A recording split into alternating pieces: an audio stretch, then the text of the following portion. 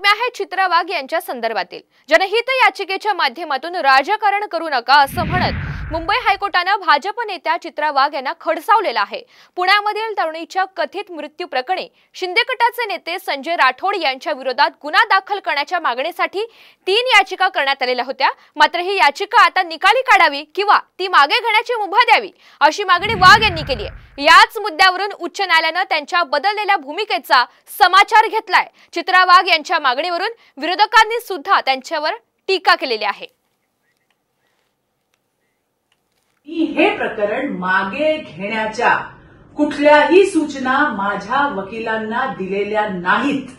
न्यायालयाने एखादी मौखिक टिप्पणी केली याचा अर्थ तो त्या प्रकरणाचा अंतिम निकाल नाही। न्यायालयात हे प्रकरण सध्या सुरू आहे आणि तिथे मेरिटवरच निर्णय होईल हा माझा ठाम विश्वास आहे। चित्राताईंचा स्वभाव आहे विचित्र वागणं, सातत्याने त्या आकात तांडव विचित्र वागणं त्यांचं सुरूच राहतं। चित्राताई अवास्तविक नेहमीच बोलत असतात आणि आत्ता अवास्तविक वागतात पण आहेत। इतर वेळेला महिलांचा आव आणणाऱ्या चित्राताई आज सगळं काही विसरून खोक्यांच्या मागे लागलेलं आहे असं म्हणायला काहीच हरकत नाही।